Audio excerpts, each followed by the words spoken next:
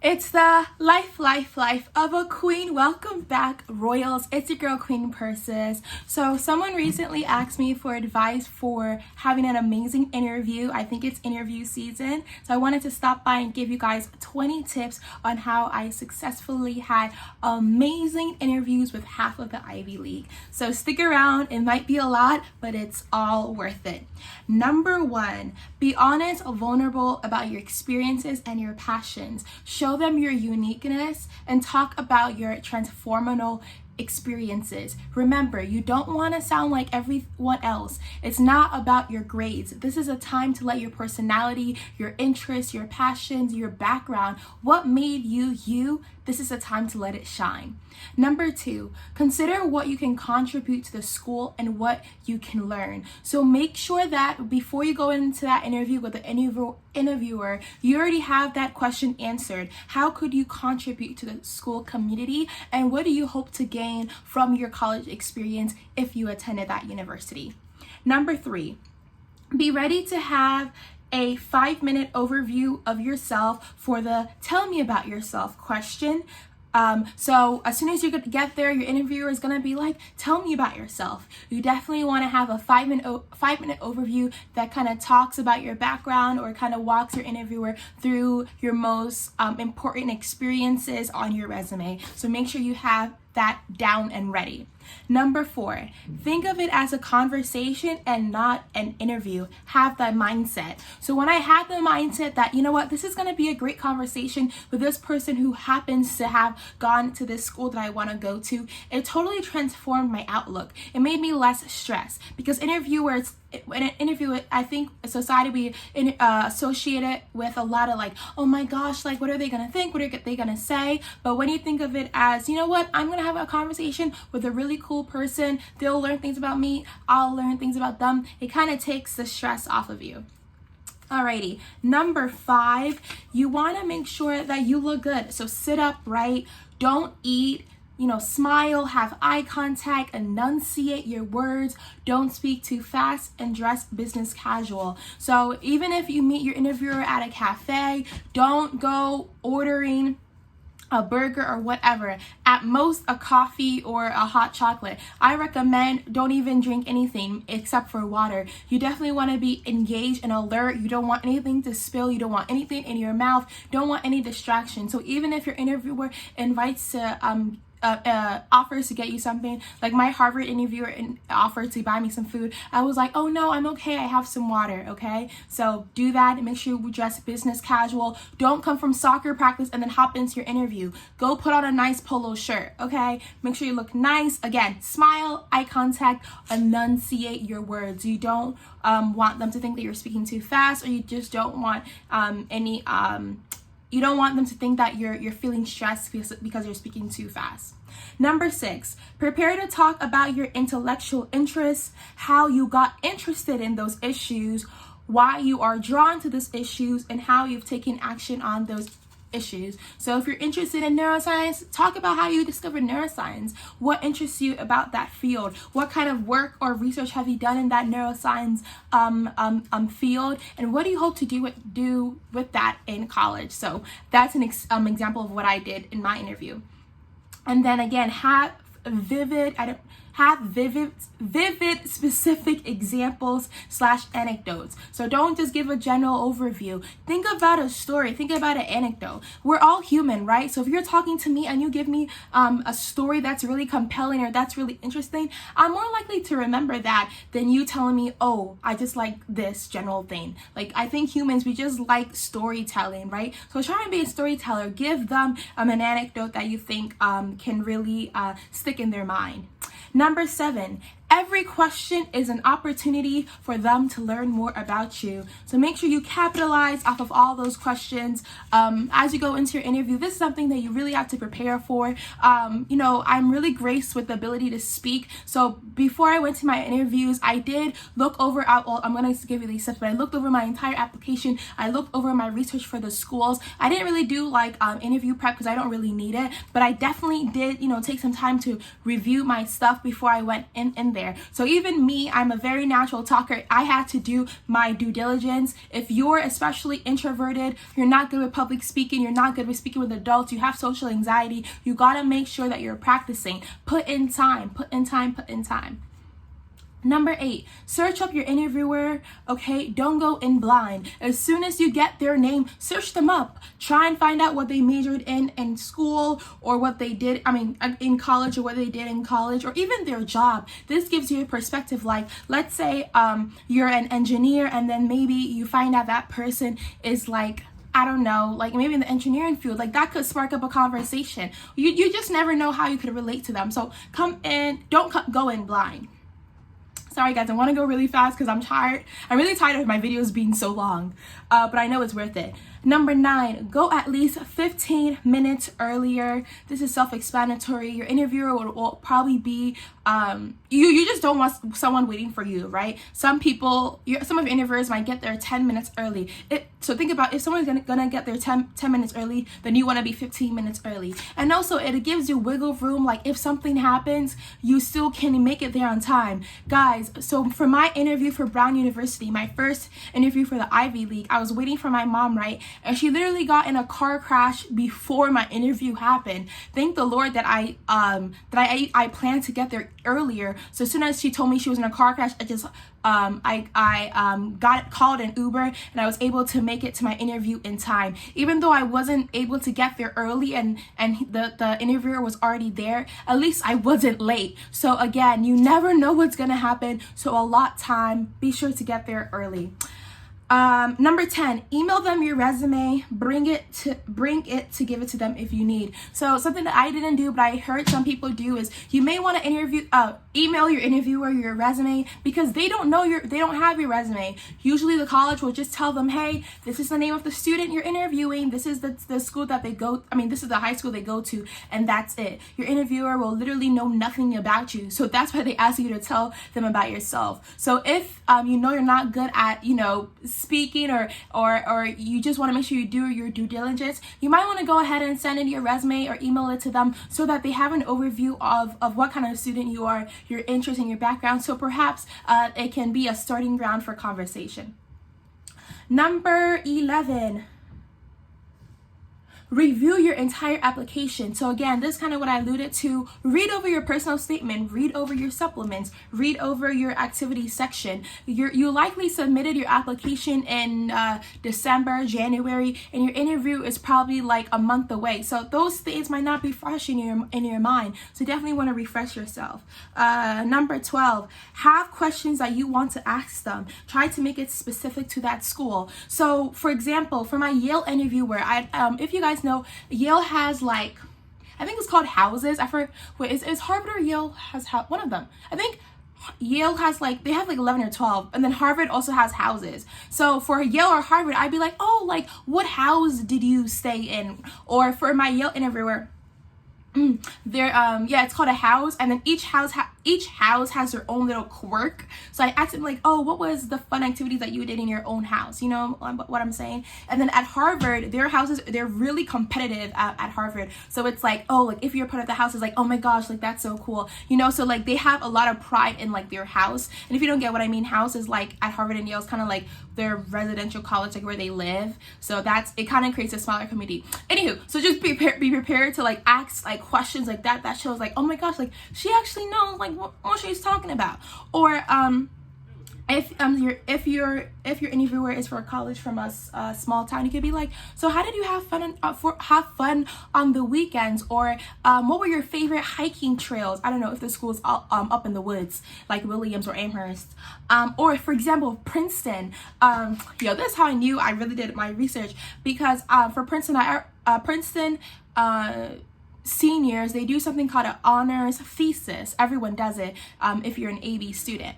And so I already had an idea in mind of what I thought, or I think my honors thesis could be about, and I was prepared to ask that of my interviewer. So when she got this, she randomly asked me, oh, oh, so have you thought about, if you got into Princeton, what you want your honors thesis to be about? And I was like, yes, I have. And I was able to give her my response and even ask her about hers. And so I think I really surprised her, because she was like, wait, like, she actually knows about this particular school. And she was just like really, she just loved how I had already thought about that question. And that's something that's very, very specific to Princeton. I think Princeton is the only like school in the country that still requires an honors thesis to graduate.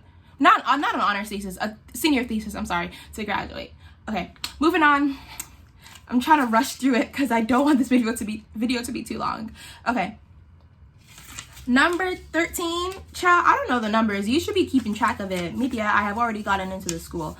Okay, make sure to keep your phone away, okay? But keep your phone in your backpack, in your purse. Do not put your phone on the table, out of sight, out of mind. It can also be really rude to have your phone around, so put it on Do Not Disturb, or turn it completely off, or leave it in your car, or turn off your ringers, turn off your alarms. You may think like, oh, like I got it down, like, oh, my phone, like it's already off, but you just never know, so just double check, okay? Next step, parents should not be in the same room. They can wait in another store or another restaurant, or even in the car, because seeing your parent around may be a distraction, or may bring you stress. So if you're meeting your interviewer at a cafe, your parent doesn't need to be in the cafe. They could wait at home, ask them to pick you up in 45 minutes, or maybe they can go in a different section. Next number, I wrote, do not have something to do after, because the interview can go over. So my Yale interview, it was supposed to be like 45 minutes. I was talking to this man for 2 hours, okay? So I'm glad that I had nothing to do after, because I wasn't in a rush, okay? So make sure that if you have your interview, like, clear that section of your day. Clear your morning, clear your evening, clear your afternoon. Don't have nothing before, don't have nothing after. You do not want anything to make you late, and you don't want anything to rush you, you know, as it relates to the interview. Next, after the interview is done, send a follow-up message, text message, email, what have you, just saying thank you.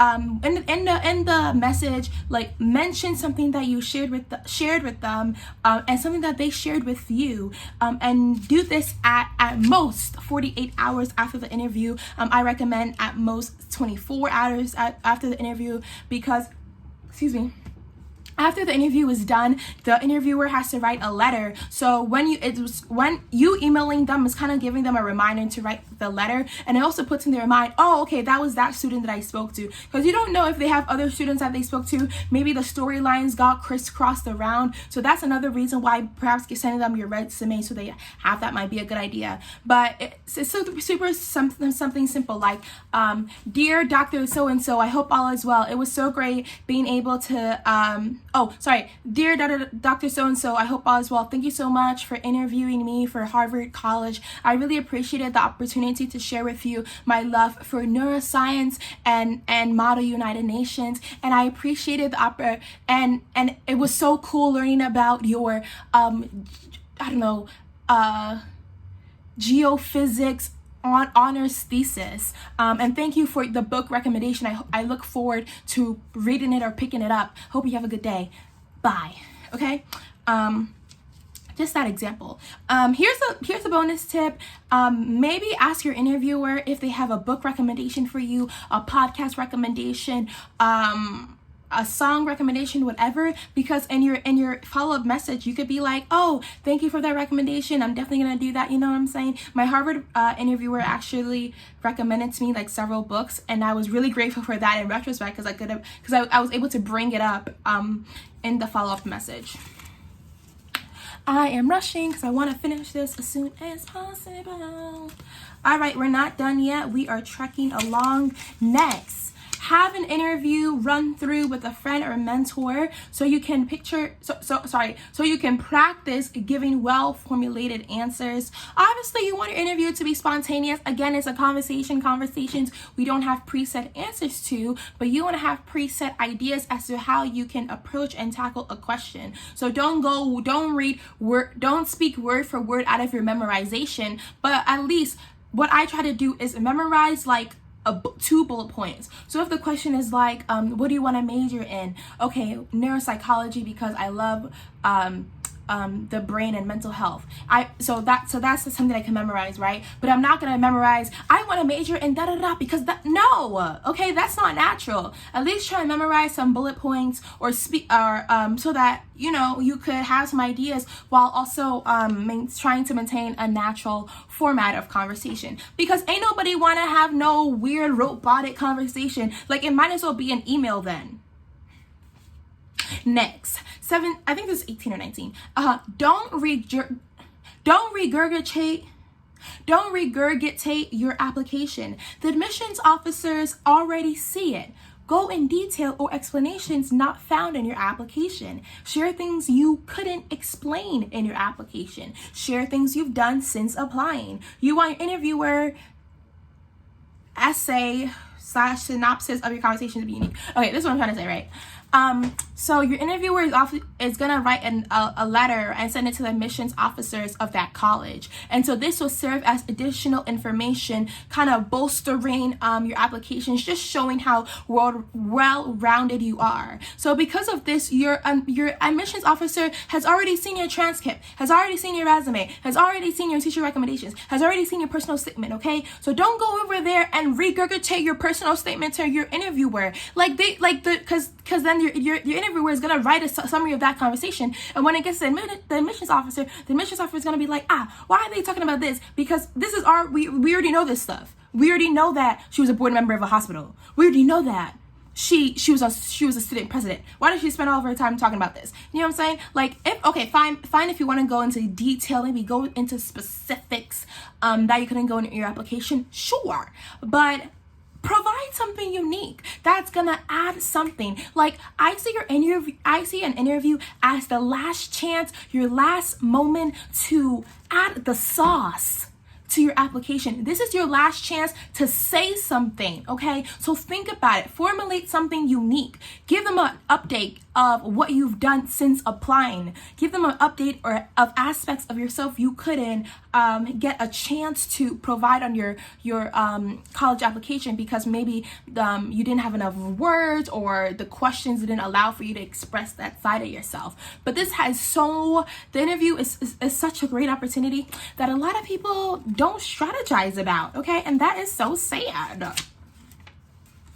Next, okay.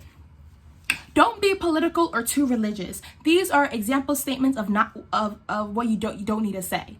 Republicans are problematic. Don't say that. Rich people are horrible. Don't say that.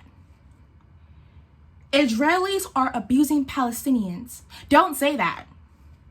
Christians are hypocrites. Don't say that. You can talk about, maybe if you're a Christian, you can talk about, I serve in my church in this capacity, this, that, and the third, but you don't have to be like, Jesus Christ is the only Lord God. He's the only pathway to heaven. Who was asking for all that detail? You got to use wisdom, okay? Sure, you can talk about, I'm really interested in women's rights issues. I've served in Democratic campaigns, but you don't gotta talk about how much you hate the governor. Wisdom, guys, wisdom. And it's okay if you need to bite your tongue or shut up just for this conversation, because again, it has to do with you getting into your dream school. So if you have to bite your tongue and not say something problematic, control yourself, because it's okay. In the long run, when you get to that school, you can be your radical, political, religious self. You don't need to do that for the interview, though.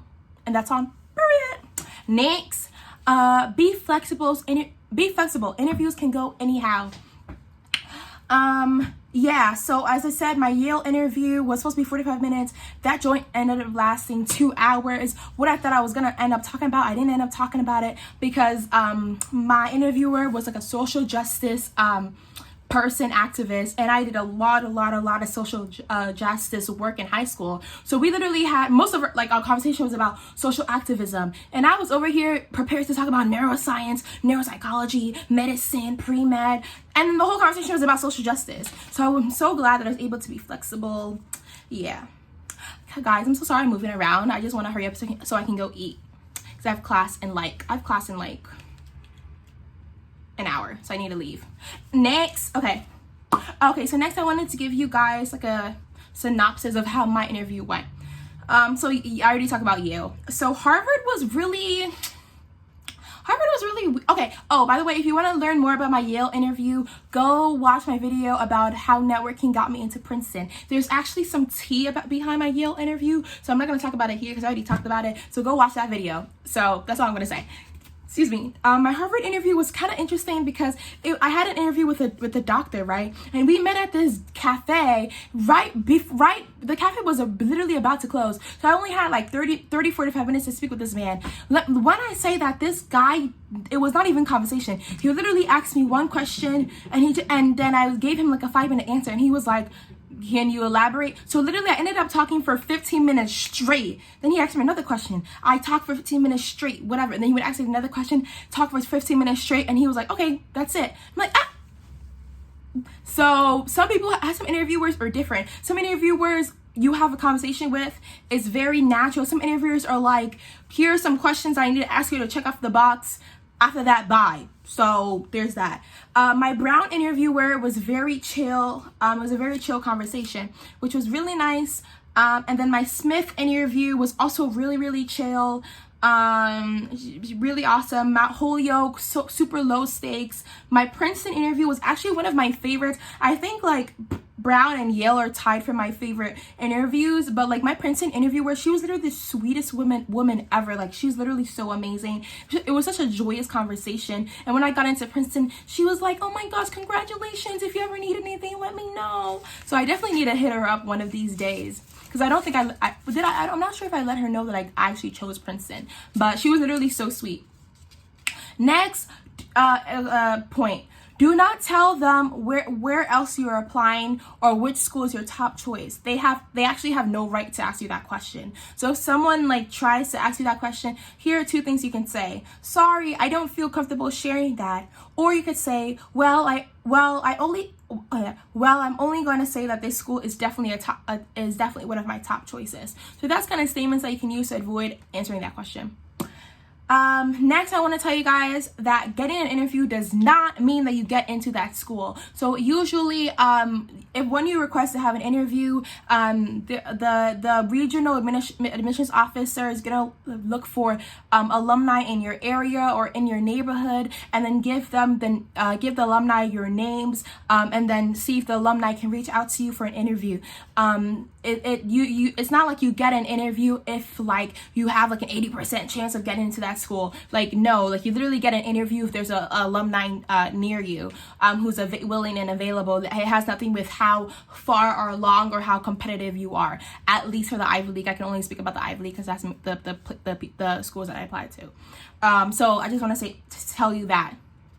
Next, interviewers can be a booster when you come in prepared, but they can totally ruin your application if you have a rude or bad attitude. So like if your interview will always be, something nice, as long as you just come in prepared. Like you don't have to be amazing like I was, but at least if you do the bare minimum, like it's gonna be good. But it will totally like ruin you if you come in rude, if you have a bad attitude. So I will assume that you guys are not going to have a rude or bad attitude because you're trying to get into that school. But I'm just letting you know, don't have no rude or bad attitude. Okay? If something happened before, like as I said, like my mom literally got in a car accident before I had my Brown interview. But I wasn't going to make me sad or angry or frustrated. No. Clean my face up. You know what I'm saying? Like put a smile on my face and go demolish that interview. Big purr. And then the next thing is, let your interviewer know if you end up getting into that school, because I think that's just a really nice thing to do. And that is it. This video ended up being long, but what can you do? I hope you guys like, comment, and subscribe. Let me know if you have any other video requests. Shout out to Permita. I think you're the one who requested this video. And I'll see you later. Bye!